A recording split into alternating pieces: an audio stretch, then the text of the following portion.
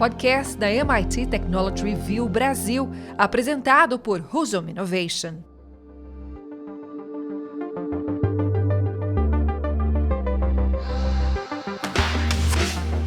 Olá, sejam bem-vindos e bem-vindas ao podcast Energy Center da MIT Technology Review Brasil. Eu sou Hudson Mendonça, editor executivo da MIT Technology Review e sócio fundador da Husum Innovation. No episódio de hoje, vamos traçar um panorama da indústria de biocombustíveis e seu potencial de transição energética no Brasil. Para me ajudar a conduzir essa conversa, tenho aqui comigo, mais uma vez, meu colega de banca, Tomás Gomes, jornalista especializado em negócios e inovação. E aí, Tomás, tudo certo? Oi, Hudson, tudo certo? E você? Pessoal, tudo bom? Bom dia, boa tarde, boa noite. Vamos nessa. Bom, Hudson, para começar a nossa conversa, né? É um desses temas que é a primeira vez que a gente aborda aqui, se eu não estou enganado, então acho que é importante a gente dar um contexto geral para quem não está ou tão familiarizado, né, ou não está acompanhando o tema com tanta profundidade assim. Então, quando a gente fala, né, sobre a indústria dos biocombustíveis, a gente está falando sobre exatamente o que, né? Quais são os principais tipos de biocombustíveis e quais são as características e aplicações de cada um deles. Legal, Tomás. Então vamos começar esse overview com overview, né? sobre a indústria de biocombustíveis, né? Biocombustíveis são combustíveis produzidos a partir de biomassa. Né? Está falando aí de matéria orgânica, matéria animal, resíduos animais, vegetais, derivados de produtos agrícolas, derivados de produtos orgânicos urbanos, né? Urbanos e industriais, muitas vezes, indústria alimentícia, né? Cidades também produzem resíduos orgânicos e biomassa. Então, esses são os biocombustíveis, né?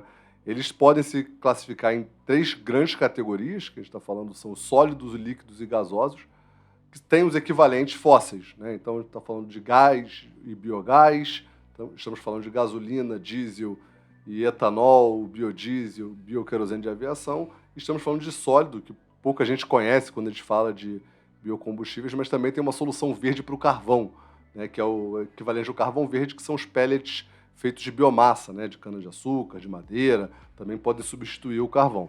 Então, esses são as três grandes categorias, né? A gente tem os fósseis, os combustíveis fósseis, que são mais famosos, e os equivalentes produzidos através de biomassa. Ele é um termo, né, guarda-chuva para todos esses perfis, né, e eles são divididos geralmente em quatro gerações, né, segundo a ProBio, que é a Associação de Produtores de Biocombustíveis do Brasil, eles classificam em quatro categorias diferentes. Né? Os de primeira geração são os produzidos através da biomassa propriamente dita, né? Ou seja, é o etanol que você vai lá, espreme a cana, gera o caldo, gera o etanol, né? A mesma coisa com milho, com a soja para o biodiesel, né? Usa os resíduos agrícolas e da agropecuária para produzir biogás, ou seja, esses são os biocombustíveis que começaram a ser produzidos, têm a tecnologia mais antiga e ainda são disparados, a maior parte da produção são biocombustíveis de primeira geração, né? E tem os fósseis equivalentes, né? Os de segunda geração, eles começam a utilizar a celulose, ou seja, os resíduos agrícolas das plantas, né? O mais famoso deles aí é o etanol celulósico, o etanol de segunda geração.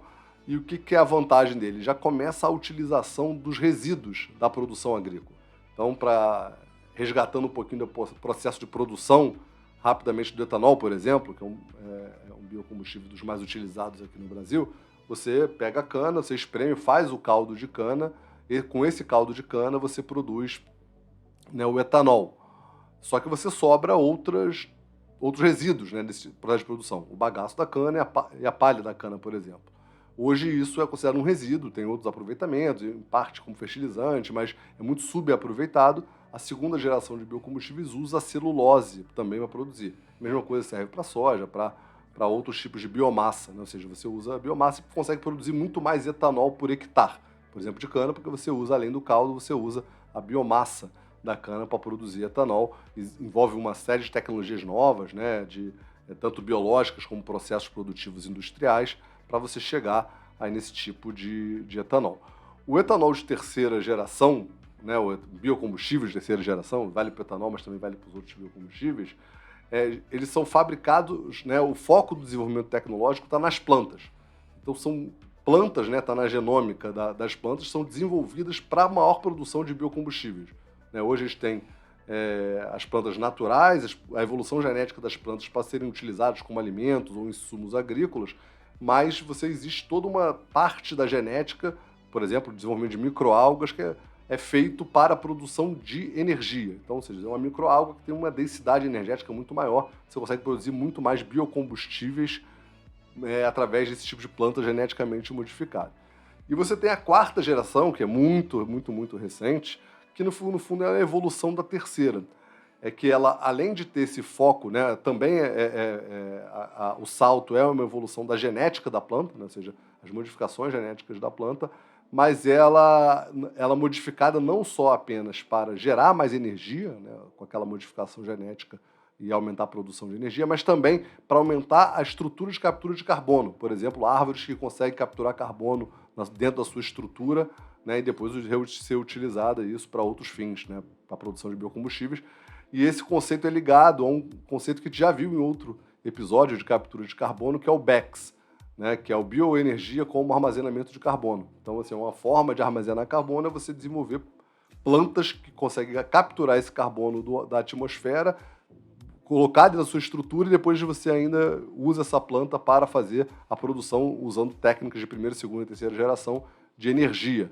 Então, ou seja, você consegue fazer, de fato, uma planta carbono negativa. Ou seja, ela é uma máquina de capturar carbono e transformar em energia que você pode ser utilizada depois. Então, essa é a quarta geração de biocombustíveis, né? Então, fazendo o ramp-up geral aqui dessa primeira parte, sólidos, líquidos e gasosos, todos têm a sua versão derivada de biomassa e 4 gerações de biocombustíveis que a gente vai falar ao longo do episódio. Muito bom, Hudson. Toda vez que a gente está introduzindo, né, um tema novo aqui pela primeira vez no podcast, a gente costuma muito falar sobre as vantagens e desvantagens, né, que alguma frente da transição energética apresenta. Falando sobre vantagem e desvantagem, é muito, né, esse trade-off entre os impactos e benefícios que ela pode gerar e aí os impactos que ela pode gerar durante a produção dela. Quando a gente fala sobre biocombustíveis, como é que fica essa relação?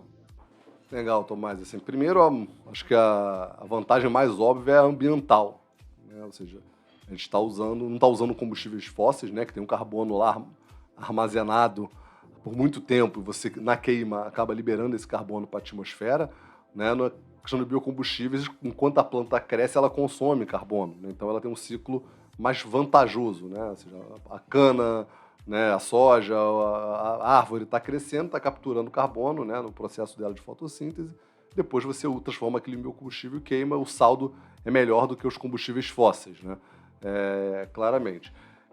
O segundo, né, você consegue fazer muitas vezes o custo um pouco mais baixo também, porque você usa resíduos e ainda tem a questão da tecnologia, mas você consegue fazer a questão dos resíduos, né, resulta naquela conta que o pessoal usa de 0,7 na bomba de gasolina, né? Ou seja, está acima de 0,7 o etanol, você vai de gasolina ou vai de etanol nos carros flex aqui no Brasil, é um pouco do reflexo desse modelo de produção.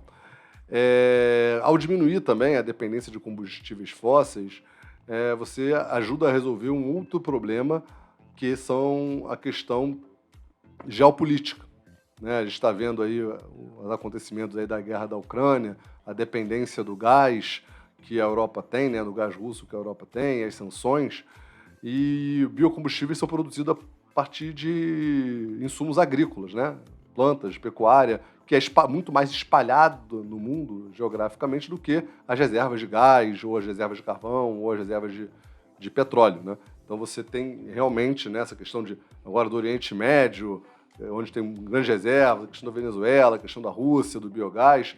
Então, ou seja, você sempre tem algum tipo de problema geopolítico ligado à energia das fontes fósseis, né? A energia feita através de biomassa, ela é mais distribuída no mundo inteiro. Onde você conseguir plantar, você pode produzir alimentos e também energia através disso. Então, eu acho que tem um número que é legal para falar dos carros flex, né? Um número lá da Única, né? Que é a União da Indústria de Cana-de-Açúcar e Bioenergia. Você pegar de 2003 a 2022, né, o 2003 foi o ano do lançamento dos carros flex, o uso de etanol evitou mais de 630 milhões de toneladas de CO2. né? Isso aí é um efeito similar a plantar 4,5 bilhões de árvores nos próximos 20 anos. Então é um negócio realmente que tem um impacto positivo do ponto de vista ambiental. Né? Como desvantagem, e não é muito a desvantagem, é o trade-off, né, que todo mundo fala. Existem muitos mitigantes em relação a isso, mas quando você está usando biomassa para produzir combustíveis, você pode não estar, né, produzindo alimentos. Né? E aí você tem toda essa questão de você, por exemplo, usar soja para fazer biodiesel ou para produzir alimentos. Isso impacta o preço, a demanda, né, dos alimentos de maneira geral, mas existem muitas tecnologias, muitos mitigantes e muitos... A gente não vai falar sobre isso, talvez no próximo episódio, mas tem uma série de questões, né, tecnológicas aí que podem ajudar a resolver e favorecer esse trade-off a partir de fazer ambas as coisas. Né? Eu gosto de citar um exemplo que é legal, que é do programa País, que foi desenvolvido entre com a FINEP e BNDES lá atrás, e o Brasil estava totalmente fora do radar do etanol de segunda geração na época. Isso foi 10 anos atrás, 11 anos atrás, se eu não me engano. E aí, por causa desse programa, você conseguiu reaproveitar os resíduos da cana e hoje o Brasil é uma grande potência de produção de etanol 2G também. Né? Ele já produzia bastante etanol de primeira geração, também consegue produzir etanol de segunda geração, um sucesso muito grande, né, aqui no país. E também eu acho que vale a pena dizer, que também é uma coisa que tem que se preocupar, que ao você plantar, e aí é uma questão mais inerente ao agronegócio como um todo, né, você consome muita água e gera resíduos, né, na produção de energia. Mas isso aí é uma questão que tem que ser endereçada para toda atividade agrícola, assim como para toda atividade industrial, que você, ao produzir, plantar, né, ter grandes produções de vegetais, você consome água e gera resíduos, que é a parte não utilizada do vegetal. E aí, mais uma vez, tem muita tecnologia aí sendo utilizada desenvolvida, né, para utilizar o vegetal como um todo, como, por exemplo, até o etanol 2G que a gente falou. Então esse é mais ou menos o resumo das vantagens e desvantagens. No meu balanço pessoal, eu acho que tem muito mais vantagens do que desvantagens. Maravilha. Eu queria puxar agora um pouco, né, essa conversa para o que está acontecendo aqui no Brasil. Como você falou, né, a gente já teve aí programas de incentivo e de inovação relacionados à produção de biodiesel, mas por que falando aqui do mercado nacional, por que esse é um tema tão importante para a transição energética no mercado brasileiro? Eu acho que a resposta simples, né, mais rápida e direta, é o Brasil é uma potência no agronegócio, é uma potência na produção de biomassa de todas as naturezas. Né? A gente fala, é até covardia, porque o Brasil, em energia, ele é bom em tudo, né? É bom em sol, é bom em vento, é bom em biomassa, e isso não seria diferente. Né? A gente tem um potencial agrícola enorme, o que gera um potencial, obviamente, de biocombustíveis tão grande quanto. Né? A gente tem um terreno no nosso território aqui brasileiro, nós somos um país continental localizado numa faixa tropical e subtropical. Então, você comparar isso com Rússia, por exemplo, que é um país enorme, mas está numa faixa muito mais fria, você não tem um potencial agrícola que a gente tem aqui. E mesmo os Estados Unidos também, que é uma potência agrícola grande, ou China, né, possuem climas que não são tão bons para a produção agrícola quanto o nosso. Né? Os Estados Unidos realmente é uma potência agrícola, a China também, né? São países muito grandes, com grande produção agrícola, usam muita tecnologia, mas a gente tem radiação solar o tempo todo. Né? Naquele meu período que eu passei lá no MIT em Boston, eu via claramente, né? Chegava no inverno lá, as árvores não tinham uma folha, tudo seco, né? Então, se no inverno é inviável, neva. Aqui a gente, não, o pessoal vem de fora para cá no inverno e acha que está no verão, né? Então, assim, a gente tem sempre aí uma temperatura, né, mais ou menos equilibrada, né? A gente não, para quem nunca viveu fora, né, até tem essa questão aí de pô, as estações aqui mudam um pouco, né? Quando você vai lá realmente para um país europeu, para um país lá nos Estados Unidos, né, boa parte dos Estados Unidos, você vê que realmente é muito diferente, né? O outono, as árvores estão de uma maneira, né? Isso mesmo urbano, precisa ir para o campo. Então, para o campo, isso faz total diferença, né? Na produtividade, no nosso eucalipto de celulose, né, cresce muito mais rápido que qualquer país europeu, né, ou qualquer outro país localizado em climas mais frios. Então, assim, a gente tem isso. A gente já tem muita agricultura plantado para consumo, para produção de comida, e a gente pode utilizar cada vez mais os resíduos dessa produção agrícola para geração de biocombustíveis. E aí o destaque, né, dos resíduos de animais sendo utilizados para a produção de biogás, né, não só fertilizantes e biogás, também é uma outra categoria interessante. A gente consegue, por exemplo, usar entre safra, né, a maior parte como eu te disse, as estações em países em climas mais temperados, elas são muito marcadas, então você tem uma safra só.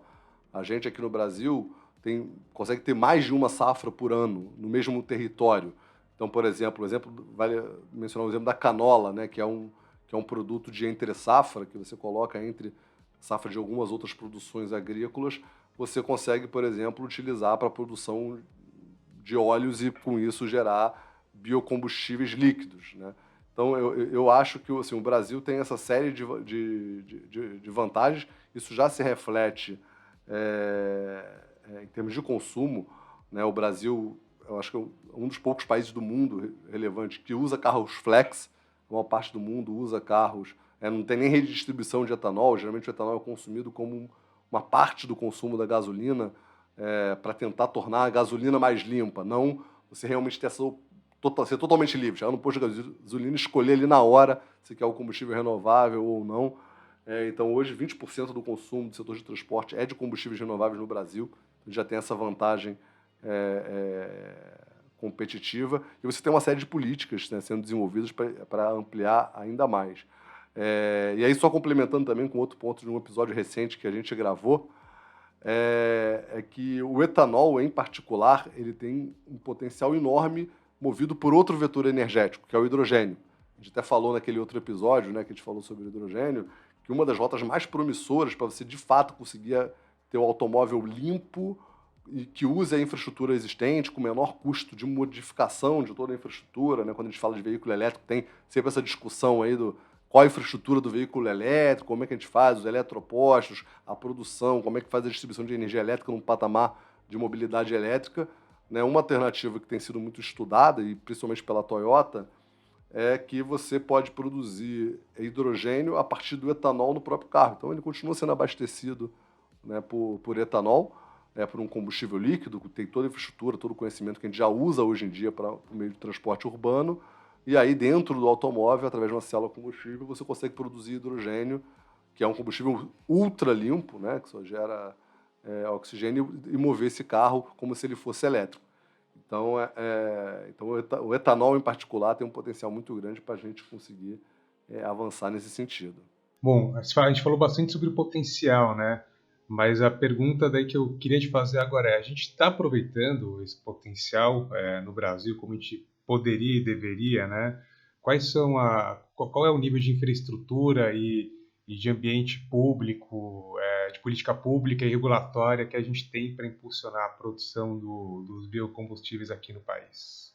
O Tomás, já está virando um chavão esse meu chapéu economista, né? Falando que depende, né? Sim e não, essa coisa meio dúbia aí, mas a gente pode falar a mesma coisa sobre esse cenário. O Brasil já é uma potência na área de biocombustíveis, mas pode fazer muito mais do que isso, né? Hoje a gente possui mais de 400 usinas de cana-de-açúcar, segundo os últimos números lá da Única, né? A gente é o maior produtor de etanol do mundo a partir de cana-de-açúcar, é um dos maiores produtores. Na safra de 21, 22 foram 610 milhões de toneladas de cana e 30,5 bilhões de litros de etanol, segundo os números lá da Conab. Você vê como é que a questão da densidade energética, como é que funciona, né? Ou seja, você gera 610 milhões de toneladas para 30 bilhões de litros, né? Se usasse a densidade da água, aí você está falando de gerar muito mais água do que um insumo, né? E o líquido e tal. Então, é interessante a gente ver essa relação de densidade energética que a gente vai sempre discutir aqui, quando a gente compara gasolina, hidrogênio, gás, né, etanol, mas a gente tem, né, realmente essa super vantagem de etanol.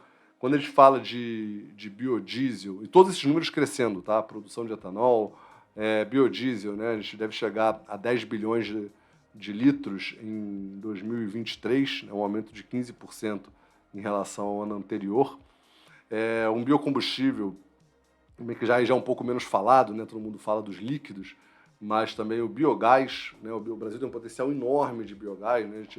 Que pode ser produzido através de resíduos animais, das fezes dos animais que a gente fala, ele pode ser utilizado em biodigestores e produzir gás para alimentar as próprias fazendas, o próprio agronegócio, mas também para você plugar numa rede de distribuição. Talvez esse seja o maior desafio para crescer, né, a produção de biogás, mas mesmo assim a gente já tem 936 plantas, né, segundo números lá do Centro Internacional de Energias Renováveis e Biogás do Parque Tecnológico de Itaipu. São quase 1.000 plantas, então, aqui no Brasil, quase 900 já em operação, né, a maior parte em construção, que você produz, né, hoje 2,8 bilhões de metros cúbicos normais por ano de biogás. Também um número que cresceu 15%. Então, está tudo crescendo 15% ao ano, é um número bem significativo, o mesmo número do biodiesel. E uma coisa que é interessante no biogás é que o biogás ele é produzido através dos resíduos, que são uma solução enorme para um problema grande que o Brasil tem, que é saneamento. Então, hoje, né, esses resíduos animais e da produção agrícola geram um problema de saneamento muito grande. Então, você, além de utilizar, né, resolver o problema do saneamento, você ainda consegue gerar bioenergia, biogás. Hoje, 2,1 bilhões, 74% de todo o biogás produzido no Brasil é originado através desse processamento, né, do saneamento dos resíduos agrícolas, o que evita milhões de toneladas serem descartadas no solo de maneira não adequada. E, por fim, eu acho que fazendo esse panorama aqui do potencial por biocombustível, vale a pena falar biomassa sólida. Como eu disse, é um biocombustível que é muito pouco falado, a solução equivalente da solução verde para o carvão, né? Assim como o etanol é para a gasolina, assim como o biogás é para o gás natural. A gente também tem uma solução de bioenergia para o carvão, que é a biomassa sólida. E o Brasil tem uma série de vantagens. O Brasil é o segundo maior produtor de celulose e o maior exportador de celulose do mundo, ou seja, a produção agrícola de árvores, né, muito grande, né, principalmente de eucalipto, e também a gente pode utilizar a biomassa de cana, o pellet, para fazer pellet, para produzir biomassa sólida, né, pedacinhos lá que são queimados. E qual é a importância desse combustível sólido? Ele é muito menos volátil e mais fácil de transportar. Né, por isso que hoje o carvão é a maior fonte de geração de energia elétrica por causa disso. Né? Você consegue botá-lo num container, não precisa guardar muito, ele vai lá, você queima lá na usina termoelétrica, aquilo gera energia elétrica em qualquer lugar do mundo. Então você não precisa ter essa questão logística. Então tem um projeto muito interessante de fazer pellet de cana, né, liderado pela Raízen, pela Sumitomo, aqui no Brasil, com aplicações lá, tem usinas japonesas de termoelétricas, e dessa parte de utilização da celulose, né, do eucalipto, para produção de pellets, para geração de energia. Tem um projeto super legal de um brasileiro, né, um brasileiro premiado, que montou uma startup, ele é ex-aluno de Harvard, tive a oportunidade de conhecer ele, o Javier Farago, que ele conseguiu tirar o cloro do eucalipto brasileiro, que não dava para ser utilizado como pellet para queima em caldeira, porque destruía a caldeira, né? Então tem uma série de outras questões químicas para a utilização da biomassa também. Vamos anotar aí como episódio, como discussão para um próximo episódio aí, das questões das limitações aí dos biocombustíveis, né, das diferenças entre eles e os combustíveis fósseis. Mas no caso do eucalipto tem a questão do cloro, que quando o eucalipto é plantado em área tropical, ele tem cloro e corrói as caldeiras e não dá para ser utilizado substituindo o carvão. Ele tem uma tecnologia nova desenvolvida lá em Harvard, capaz de retirar esse cloro no processo e conseguir utilizar esse eucalipto. Tem um potencial enorme também. E eu acho que, assim, de maneira geral, né, eu acho que os números e as expectativas e infraestrutura, eu acho que esses são os principais pontos aí para a gente olhar em cada uma das categorias de biocombustíveis. Maravilha, Hudson. A gente aí está começando a se aproximar do final do programa, então queria fechar aí com uma análise pessoal mesmo sua, né, sobre expectativas aí, o que a gente pode esperar de novidades e de mudanças de cenário também em relação aos biocombustíveis para o curto, médio e longo prazo, né? Aquele famoso já era e vai ser. Tomás, assim, eu acho que vale a pena destacar nessa questão de gerar expectativas e o panorama, assim, alguns programas governamentais, né? A gente sempre traz essa questão da visão governamental para a visão do setor de energia, porque é um setor muito regulado no mundo inteiro. Isso aí é uma coisa que a ação do governo sempre faz muita diferença. Então, o Brasil tem feito alguns programas super interessantes, né? Acho que vale destacar o Renova Bio, que é um programa para reduzir a intensidade de carbono dos combustíveis de maneira geral. Então, é um programa que realmente tem o potencial de gerar um impacto muito grande aí para frente com sua expansão, né? Nos últimos 3 anos, o programa evitou a emissão de 94,5 milhões de toneladas de carbono. Então, vale super a pena olhar, né, para as metas anuais do programa, de descarbonização, e usar a questão dos créditos e compensações através do programa.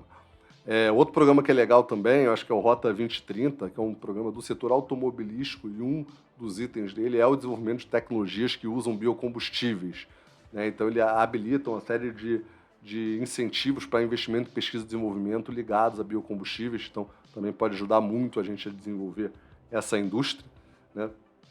Ele é tudo interligado. A Agência Nacional de Petróleo, que também já esteve aqui falando sobre o programa de pesquisa e desenvolvimento deles aqui no nosso podcast, também, né? Todo mundo acha que é a Agência Nacional de Petróleo, mas é a Agência Nacional de Petróleo e Biocombustíveis, então também está no escopo deles. Eles têm uma série de mudanças recentes incentivando as empresas reguladas a investirem também cada vez mais em biocombustíveis, em combustíveis renováveis. Então, assim, no âmbito governamental, eu acho que essas expectativas, esses programas e essas medidas, acho que impulsionam bastante a indústria de biocombustíveis aqui no Brasil para os próximos anos. Falando sobre os biocombustíveis propriamente ditos, aí eu vou ser breve e fazer praticamente um tweet de cada uma das categorias, né? Do ponto de vista do etanol, eu acho que a grande oportunidade do etanol, além, né, do próprio consumo que já é feito, né? O Brasil é um grande consumidor de etanol por causa dos carros flex, também a oportunidade, tem que ficar de olho na oportunidade do hidrogênio, né? Nessa tecnologia que está sendo desenvolvida para a utilização do etanol para converter em hidrogênio, e a gente tem o carro elétrico híbrido etanol e hidrogênio. Na parte de biodiesel e bioquerosene de aviação, são dois mercados que estão crescendo muito percentualmente, e aí com as tecnologias já existentes, e tem um potencial de descarbonização muito grande, né, nesses dois.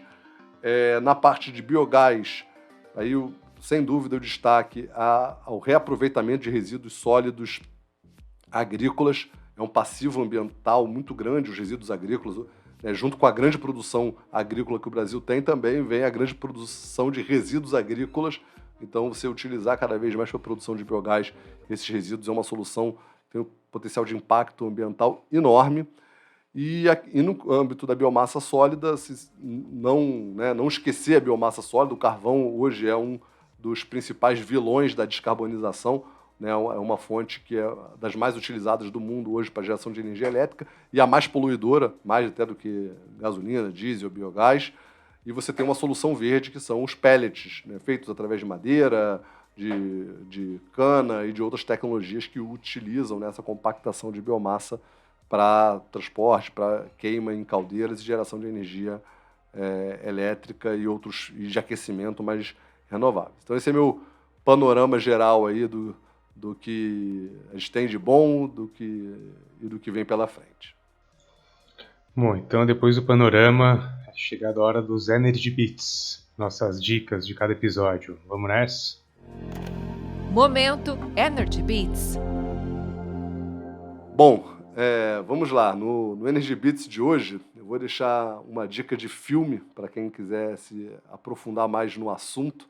Na verdade, no assunto correlato, né? A gente está falando de biocombustíveis, mas a minha dica é sobre agro, né? Essas coisas são muito ligadas, né? A gente está falando aqui o tempo todo de resíduo agropecuário, agrícola.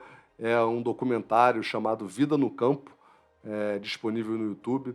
É feito em parceria entre a John Deere, Embrapa e Ministério da Cultura. Esse documentário ele conta a história de 5 famílias de diferentes regiões do país que tiveram suas vidas, né, no campo transformados através de sistemas de integração lavoura, pecuária e floresta, que é um outro aspecto da sustentabilidade do campo versus biocombustíveis que a gente abordou aí ao longo do episódio, né? Então, essa estratégia de produção sustentável gerou um impacto significativo na produção, na produtividade dessas famílias e, obviamente, levaram elas a um patamar de conforto muito maior. Então, a gente traz aí também o aspecto social ao ambiental que a gente tem na produção agrícola e de biocombustíveis também. E você, Tomás, quais são seus bits de hoje? Bom, meu beat de hoje, ele não é necessariamente ligado ao episódio que a gente terminou de gravar, que vocês estão ouvindo, mas um episódio que potencialmente vem por aí, já dando um spoiler.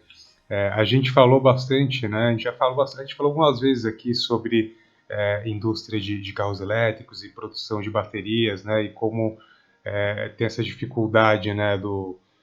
Tanto do trade-off da produção de baterias como a própria durabilidade, né? Dos dispositivos.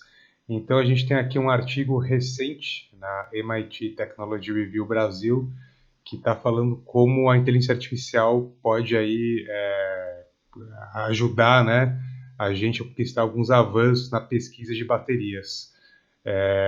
Está disponível no próprio site da revista, ali na nossa seção de energia, e fica a nossa dica e também aí um spoiler para vocês ficarem ligados no episódio que deve vir por aí em breve. Legal, Tomás. Bom, pessoal, esse foi mais um episódio do Energy Center da MIT Technology Review. Mais uma vez, muito obrigado por passar esses minutos com a gente. Não deixe de seguir o perfil da MIT Technology Review na sua plataforma de podcast preferida, assim como nossas redes sociais. Tomás, mais uma vez, obrigado pela conversa. Valeu, pessoal. Obrigado. Até a próxima. Valeu, pessoal. Até semana que vem. Podcast da MIT Technology Review Brasil, apresentado por Husum Innovation.